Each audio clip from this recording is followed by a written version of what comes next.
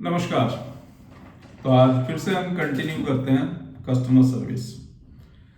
पिछले दो भागों में हमने समझा कि कस्टमर के प्रोडक्ट परचेज करने में कस्टमर सर्विस की क्या भूमिका है, और कस्टमर को अगर प्रोडक्ट से रिलेटेड कोई तकलीफ आई, कोई परेशानी आई, तो कस्टमर सर्विस की क्या भूमिका है। और उसमें हमने डिस्कस किया कि कस्टमर से अपॉइंटमेंट शेड्यूलिंग।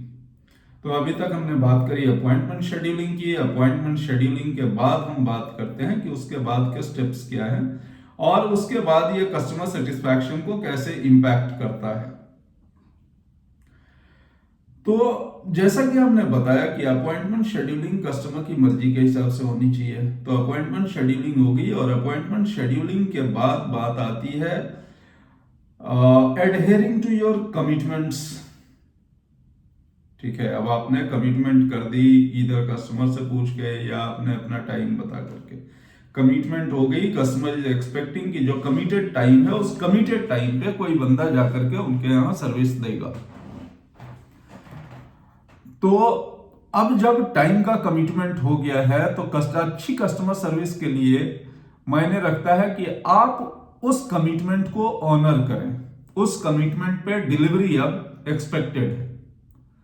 तो अब जब डिलीवरी की बात आई तो सबसे पहले हमें यह इंश्योर करना होगा कि जो कमिटेड टाइमलाइन है उस कमिटेड टाइमलाइन पे हम कस्टमर के यहां विजिट करें।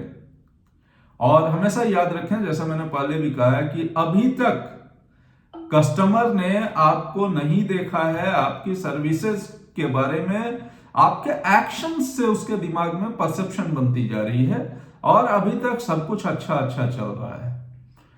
तो अब बात आती है कमिटमेंट एडहेयर करने की। अगर हम कमिटमेंट को अपने बनाए गए, अपने दिए गए कमिटमेंट्स को एडहेयर करते हैं, उसको ऑनर करते हैं, तो फिर से हमारा एक और स्टेप सक्सेसफुली हम क्रॉस कर जाएंगे कस्टमर एक्सपेक्टेशंस को मीट करने की दिशा में। अगर हम जो कमिटमेंट है उसको एडहेयर नहीं कर पाए, उसको ऑनर नहीं कर पाए, तो यहां से कस्टमर सर्विस के बारे में परसेप्शन खराब होने की भी शुरुआत बन सकती है। बट अभी हम जितनी भी बात कर रहे हैं सब कुछ अच्छा अच्छा, कमिटमेंट भी एडहेयर हो गई। अब हमारा बंदा कस्टमर के घर पे दिए गए टाइम पे पहुंचने वाला है या पहुंच चुका है। This is the first time जबकि कस्टमर के साथ हमारा फेस टू फेस इंटरेक्शन हो रहा है प्रोडक्ट परचेज करने के बाद। तो यहां पे जो सबसे पहली चीज नोटिस होगी वो होगा आपका अपीयरेंस। आपके अपीयरेंस में क्या क्या चीजें देखी जाएंगी। आपका ड्रेसिंग सेंस, ड्रेसिंग सेंस के साथ साथ आपकी जो ग्रूमिंग है, ग्रूमिंग देखी जाएगी, और आप कितने साफ सुथरे हो। और फिर अब एज एन इंडिविजुअल, जो हमारा कस्टमर सर्विस का सबसे लास्ट माइल का बंदा है, एज एन इंडिविजुअल उसकी जजमेंट शुरू होती है। अब अभी इससे पहले तक जो बात हो रही थी, सारी बातचीत based on communication over the phone और ओवर इंटरनेट हो रही थी। अब एक्सपेक्टेशंस बढ़ गई है, कारण कि बंदे ने अभी तक सब कुछ अच्छा अच्छा किया, तो एक्सपेक्टेशन भी बढ़ गई कि भाई सब कुछ अच्छा है तो सर्विस भी अच्छी होनी चाहिए। तो सबसे पहले बंदे का अपीयरेंस, तो बंदे का अपीयरेंस, उसका ड्रेस, उसका टूल किट, और अब उसको जज किया जाएगा उसके बातचीत करने के तरीके और उसकी टेक्निकल एक्सपर्टीज के ऊपर। तो अब जब बंदा पहुंच गया तो सबसे पहली बात जब सामने है तो सामने बातचीत करने का तरीका और फोन पे बातचीत करने के तरीके में अंतर होता है। यहां हमको अपने बॉडी लैंग्वेज से भी अपनी कर्टियसनेस दिखानी होगी, और कस्टमर को वैल्यू देते हुए उससे प्रोडक्ट का प्लेस पूछना होगा, उसकी प्रॉब्लम सुननी होगी in detail. Will have to be a good listener.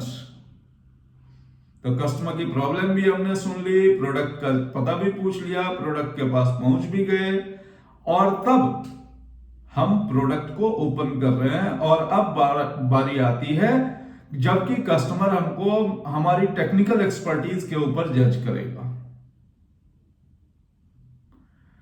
तो अब हमें दिखानी है अपनी टेक्निकल एक्सपर्टीज।